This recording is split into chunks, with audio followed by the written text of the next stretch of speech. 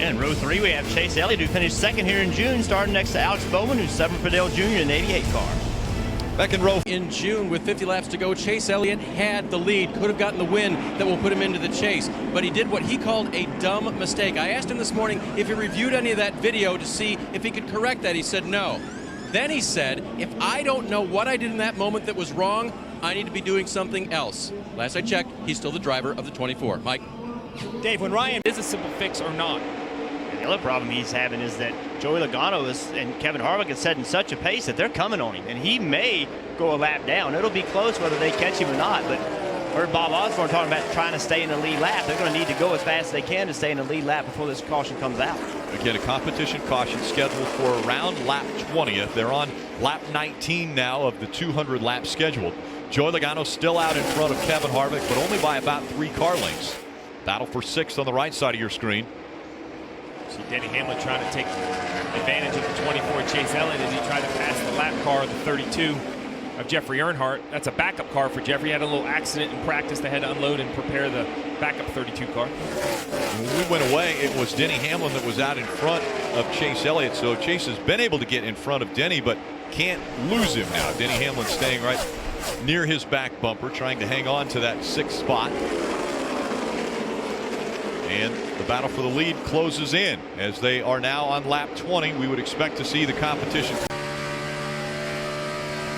Not used to seeing Joey Logano struggle, and not used to seeing Team Penske struggle with this low downforce package. They have won both of the low downforce package races this year with Kentucky and Michigan.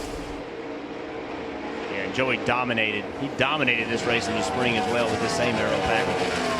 Another car that ran well in the spring is the car right behind Joey Logano, the 24 Chase Elliott. Had a great race going, had an issue on a restart with about 50 to go, and that really hurt his chances for the win. But you know, running in the 6th position while we're only 50 laps in and showing, you know, some decent speed today. We'll see if, unlike in the spring, he can get that good run all the way to the finish. One of the other things we'll have to keep our eye on is how many cars continue to go a lap down, because what that does is it seals the fate of Chris Buescher. Chris Buescher is down 3 laps. He's currently running 40th, and he is in a fight for his life to try to stay in the top 30 in points so he can run in the chase. He has to be in the top 30, and right now running 40th, but there are 4 cars ahead of him that are only 1 lap down. Yeah, and I don't think they fixed their problem. I think that they tried to fix their problem, but if you look at the lap times that they're running, I don't think the problem is fixed. They're running solid 2 seconds slower than the leader. Looking back on Chase Elliott, closing in on Joey Logano. And as we're watching here, Rick, this is a perfect example of how you work to pass a car. Chase Elliott, he's moving around, trying different lines through the corner. A little bit higher entry there, a little bit lower exit, only by a couple feet in turns 1 and 2. Trying to get his car. You see right here, he lets the 22 drive in deep to the bottom of the racetrack. The 24 lifts a little early, but then watch as the 24 gains momentum on corner exit. He took right side tires on that first pit stop, Steve. And the thing that Alan Gustafson loves about young Chase is that he is what he calls a quick study. But then we talked about how when they come back to tracks for the 2nd time, how much more knowledge he's gained, and his adaptation to this place is proof that he can even adapt more when he's seen a track for another time. Of course, he's been here in Xfinity too, but a 2nd time in a Cup car is worth a lot. Yeah, experience matters. Chase Elliott is a very, very good young race car driver, and he's going to only get better as he's able to take advantage of that experience. You saw him pass Chris Buescher, and you could see how Chris Buescher could run with him in the corner, but the minute they got to the straight, they just drove away from him. Jimmie Johnson, who took it away. Johnson continues to march toward the front.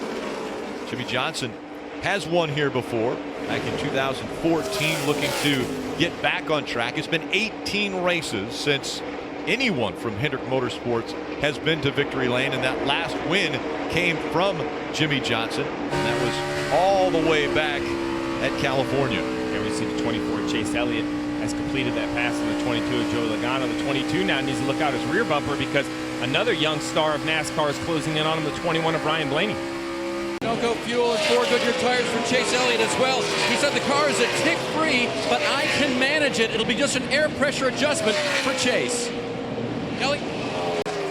3 of the top 5 right now are Hendrick Motorsports cars, though. Great pass for 2nd place between Kevin Harvick and Chase Elliott. Take a look at Chase Elliott threading the needle here. Chase makes it 3 wide, drives in the middle. Like Harvick did not put up a big fight for that spot, which led me to believe that Harvick may be. We heard how loose he got, and we could see him falling backwards before they pitted. Maybe Harvick's decided, not to try to take off quite as quick. Maybe save a little bit of tire early in the run so that later in the run you don't fall off as much, because it doesn't look like Harvick put up much fight there. Well, we talked at the top of the show how it's 3 races till the chase, and the chase standings were important. Well, these drivers have lifted. You have Kyle Larson running in 4th, Casey Kane running in 5th. Those 2 cars have gained points, 26 and 27 points, but I'm not sure points are going to be enough, Rick. Right. I think those 2 cars have to be thinking about a win. A win would basically make the race for that bubble line even tighter between those guys on points. Yes, it would, and somebody you didn't even see in on that because he's far enough back. Blaney, who's running in 6th right now with a lot of speed as well. So, Behind him, Chase Elliott in the 24, having a good afternoon, running 2nd. In practice yesterday, he used the term security, something he needed out of his race car, that feeling that he can put it in the corner and trust it. He hasn't used that once today, and he's quick, Marty. Dave, Kevin Harvick, the winner last week at Bristol. lost a lot of track position. Take a look at how these drivers who need a win, sense of urgency building now. Chase Elliott currently running 1st, Kyle Larson 2nd, Ryan Blaney 3rd, Casey Kane running 8th. All those drivers needing a win. 3 of the 4 looking for their first win ever in the Sprint Cup Series. Chase is pretty good on points, but the other 3, they really do. They have to have a win if they're going to move forward. Into the restart zone, and green flag back in the air. Kyle Larson clears the 24 before they get to turn 1.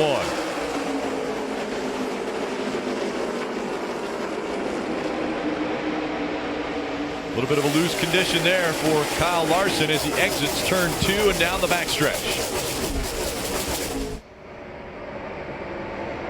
Chase Elliott now trying to reel him back in as he was able to get by Kevin Harvick. Harvick back to 3rd. Ryan Blaney holding on to 4th. Side by side for 5th though between Denny Hamlin and Brad Keselowski. And remember, Keselowski has newer tires than the rest. He stayed out. He has, I don't know, roughly 9 more or less laps on his tires. After the caution came out, different drivers come to pit road. Now there are 19 cars on the lead lap. 78 of Martin Truex Jr. running 19th. Joey Logano ducking all the way down. The white line down the backstretch as he goes by the 5 of Casey Kane. Marty, Rick mentioned track position and holding it a little while ago. Well, getting Chase standings position and holding it has been the game for Chase Elliott if he can't outright win. He may not get there today, but remember, he started 47 ahead of the cut line today, and so far the car has been good enough to hold all that, Marty. Dave, we heard the radio. All eyes will be on the 42 now as Kyle Larson, race leader, has made his way onto pit road for his stop. Marty. Rick staring squarely at potentially his first career win. Kyle Larson hits with the lead coming down pit road. Now can the pit crew do their job on the money stop of the afternoon? He slides to a stop. He told his crew, I'm very good by myself. It's a little edgy when I'm in traffic though. 4 tires, no changes, Dave. Chase Elliott said the 24 car starts off nice, but as I catch him, being the 42, it gets a little bit snug. You got to bail me out here. Air pressure adjustment, and it looks like he may exit pit road ahead of Kyle Larson. Race for the lead took place on pit. Out in front, it's Chase Elliott. Listen into his radio. Y'all be ready for a caution. You know it's probably coming. All good, buddy. The rain's coming. They don't want it to come. So just focus on driving. It will handle whatever comes at us. Nice and smooth here, man. Just drive it. Chase Elliott, a kid who might be harder on himself than anybody that's ever watched him race. As we see the 18 on pit road as well. Mike, because of a pit stop error that they had earlier. Chase Elliott goes by. You see the speeds entering turn 1. He was over 211 miles an hour. That's 171 laps into this 200 lap race. Back to the 42, who's running 2nd, 2.7 seconds back. 29 laps to go. Does Kyle Larson have enough time to catch up to the 24. And it all happened on the pit stop. This is side by side. The green flag pit stop on the left. Kyle Larson, you see slow on the right front tire. The 24, a very efficient right side. They both go to the lefts. It seems like both left sides were smooth, but the damage was done on the right front of the 42. Had a small lead on the 24 and lost it right here, leaving pit road. And then, as you mentioned, Jeff, you put the 4 and Brad Keselowski on 2 tires between them. That small gap turned into 2.8 seconds that Kyle Larson is trying to run down race leader Chase Elliott. Chase Elliott, Kyle Larson, 2 drivers out front, running 1 and 2 that have never won in the Sprint Cup Series. Only one driver has scored their first career win at Michigan. That was Dale Jarrett back in 1991. It was his 29th start when he got that first win. Chase Elliott's 29th start today. Dave Burns. I knew there'd be some numbers that would work out for Chase. He's hoping it's the final few laps in position number 1. Remember, his crew just got him there, telling them before he pitted, I need you guys to bail me out here. They got him the 1 position he needed, and that car has been stout ever since. Remember, he entered the series with so much promise, but it was the 24. Who could replace Jeff Gordon? Chase Elliott has been solid. He has learned. He has a great team behind him. Today could be that security win that locks him into the chase. Marty? Dave, we saw the replay of the pit stop for Kyle Larson and his team, and what's been happening all day long, that right front tire, when they go to pull it off, it's been sticking on that 42 car all day long. So they asked Kyle to turn the wheel a little bit more to the left, and just for a second, the front tire changer went back to hit the lug nuts. To go. This race is going to boil down to this right here, lap traffic. Can the 24 get through traffic as quick as he needs to, and can Kyle Larson get through that traffic?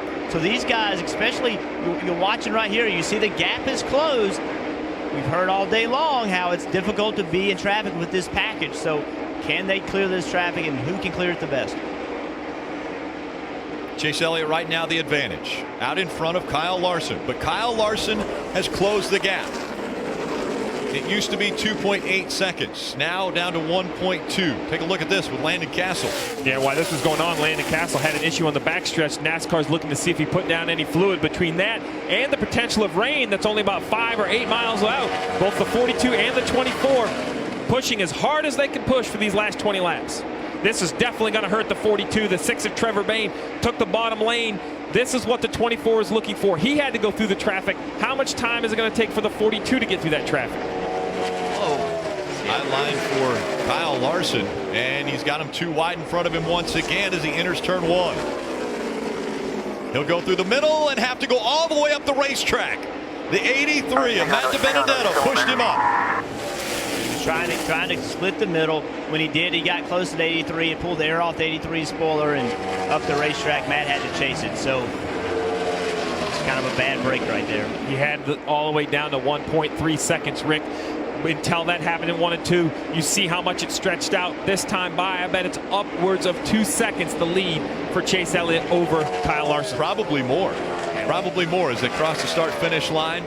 Now it's 2.7 seconds, the gap between Chase Elliott and Kyle Larson. We talked about traffic, and this is just a tough spot. You see DiBenedetto, he gets really loose, leaving turn 4. See right here how loose he got? Well, then that opens the door. Now his momentum is lost. So Kyle Larson sees the hole, goes right for the middle, which is the right thing to do. But again, the 83 is already loose, but as the 42 gets close to the 83, it makes him even that much looser. He gets way up the racetrack. Kyle Larson did nothing wrong there. He had to try, with only 18 laps left, he had to try to make something happen quickly.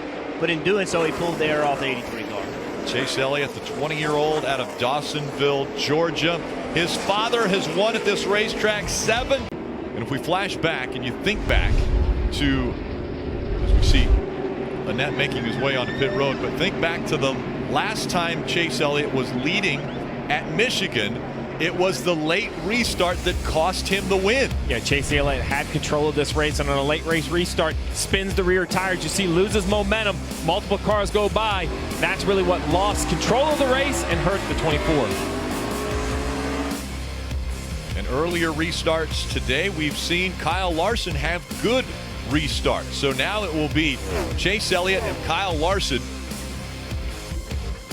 as quite a few cars have decided to come to pit road behind them.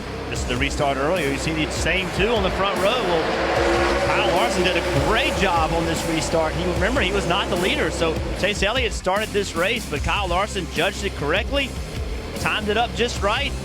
A little bit of side draft to get him slowed down, turn left, get away from him, completely cleared him, getting into turn one. One of the things I love about this situation as we go to Marty is how we're getting a glimpse of the future of this sport. Interesting play here for a lot of the guys. The fours, you see the pit come there. The gun came out. If they were thinking about doing a 4-tire pit stop, Kevin Harvick changed that as he caught the hose coming out of his pit stall. And really, you have to look at this and say this right here is the future of NASCAR. Two young drivers, the next generation, now running 1 and 2. We've seen them battling on the racetrack, and they will have at least one more restart to determine who's going to be up front at the end of this race. Yeah, I think what's going to be interesting, not only are they going to have to battle against themselves, but you just saw Kevin Harvick come in and put on 2 tires, and he's going to be starting in 6th place on the outside line. And I think the outside line is probably where you want to be. So we're going to see how much tires matter. Remember, these guys have a lot of laps on their tires. They've been out there for a long time. So we'll see if that play with those tires is going to make a difference. I wonder if it's in the back of the mind of Chase Elliott on restarts. Let's listen into his radio on restarts. Yeah, you just going to have to tell him I can't, if I take the top, whoever it is, I'm not going to be able to wave because then I'm telling him when I'm going. Yeah, 10-4, the bar broke out of bed a push last time. Yeah, so what they're talking about there is that they really want the car behind Chase Elliott to be able to push him the best possible way, because if he can push him, he can beat Kyle Larson into turn 1. But what he's talking about, if he puts his hand out and he waves when he's getting ready to go, well, Kyle Larson's going to be looking at that. If he sees Chase Elliott's hand move, he's going to go because he knows that's a signal. So Chase Elliott just has to focus on what he needs to do. Don't overthink this. Have a restart. The same restart you have when you won races, running late models, have that same kind of restart. The goal is to be leading when you get to turn 1, so Kyle Larson cannot pass you side by side. Coming up on 10 laps to go in this race, Dave Burns. Rick, Jeff Gordon has a vested interest in this 24 car. I just stepped up and asked him, hey, can you offer us a little commentary here? He goes, let's see how this plays out. Tell him I'm too nervous. I'd love to, but I'm shaking right now. Hey, by the way, did you guys know the only person to ever win in the 24 was that guy on top of the pit box? Jeff Gordon, the only driver to win in the 24. Chase Elliott might be changing that today. There's Mr. H, Rick Hendrick, team owner, standing next to Ray Evernham, such a talented crew chief for Jeff Gordon. So many wins, and your mentor, Steve. Yeah, I mean, when you talk about that iconic 24 that Jeff Gordon took to victory lane so many times, it really all started with Jeff and Ray. Rick Hendrick put that team together. It won so many races, and it'll be interesting to see. Even if Chase Elliott can't win today, it's already been such a great story to see the son of a Hall of Famer fill that seat and then come out, lead laps, contend for wins in his rookie season. Hey, let's don't forget somebody else that's looking for his first win. Starting in row 2 on the outside lane is Blaney. So don't forget about him. He's a guy that's going to be aggressive trying to get this win as well. So we have 3 of the top 4 have never won, and then back there in 6th we see 2 tires. So they'll close on Kevin Harvick on 2 tires. Should be interesting through turns 1 and 2. It'll be 9 laps to go. Chase Elliott on the outside, Kyle Larson on the inside, Ryan Blaney on the outside of row 2, Brad Keselowski on the inside of row 2. 3 of the top 4 have never won in the Sprint Cup Series. That could all change. Green flag back in the air.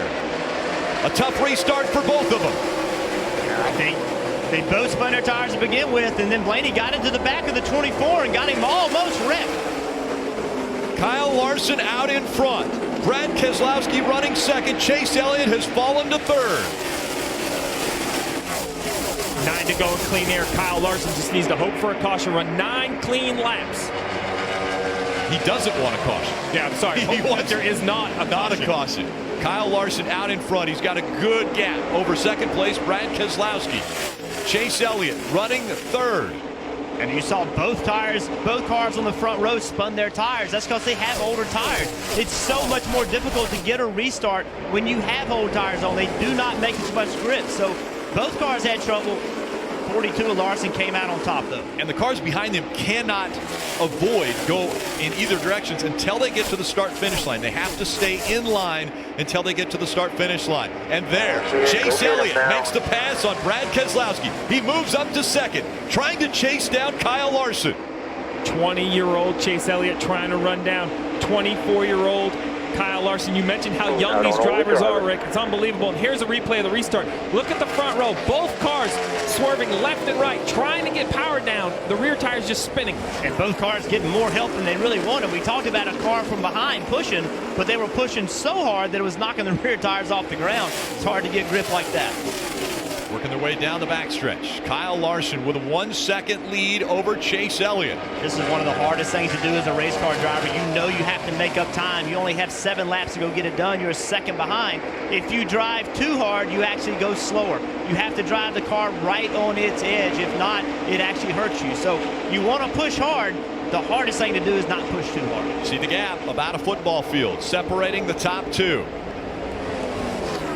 And again, they can go at least a football field a second at the speeds they're going. Chase Elliott was the race leader at the last restart.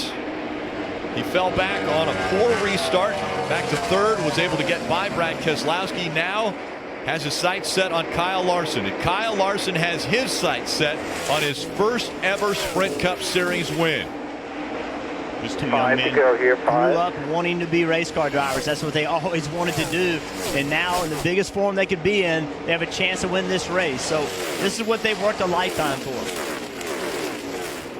99 races since Chip Ganassi Racing has been to victory lane. Kyle Larson wants to reset that statistic. Richard Childress Racing 96, Roush Fenway Racing 79, Richard Petty Motorsports 77. There's the gap between 1 and 2. When they come by this time, 4 laps of racing to go. Just pay attention to what's in front of you. Don't even look at the mirror. Just pay attention. Hit your marks. Make the lap time that you're capable of making. And if you do that, assuming you have no bad luck, Kyle Larson will win this race. And think about the month that Kyle Larson's had, like 42. They had points given up at Watkins Glen, accidents at Bristol, and it's the speeds they're covering here. Any mistake by that 42 will be extremely costly. If he loses any momentum, the 24 will be able to close that gap. Shouldn't catch any lap traffic. They're far, we just had a restart. The cars are far enough in front, so that shouldn't be a problem. Working their way through 3 and 4. This time by 3 laps to go. 6 miles remaining in this race. Kyle Larson has a 1.2-second lead over Chase Elliott.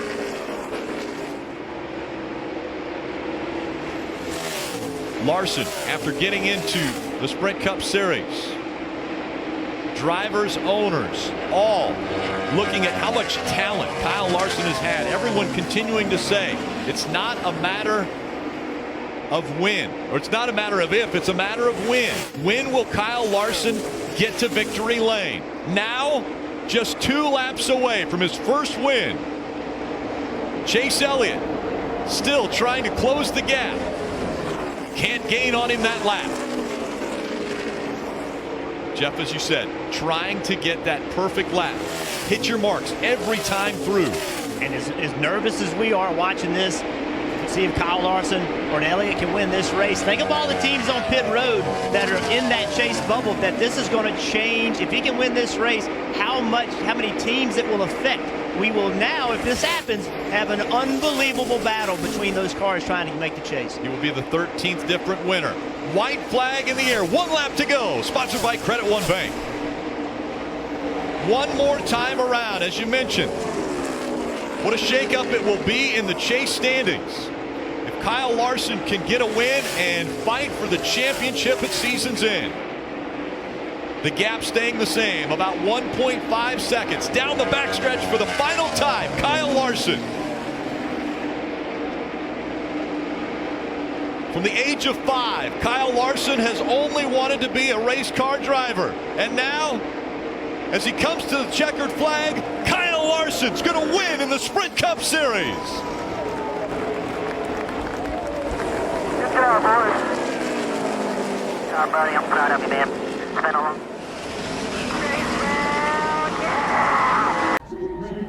What an incredible restart it was for Kyle Larson that ended up getting him this win. This was the restart that won the race. You can see the 21 of Blaney is trying to push Chase Elliott, but that actually has Chase Elliott's rear tires off the ground. 42 spins his tires also, but the 2 is not making contact until a little bit later. All that combined really helped. Yeah, we knew it was going to be difficult to not spin the tires, but I don't think any one of us could guess it was going to be difficult for the whole front row.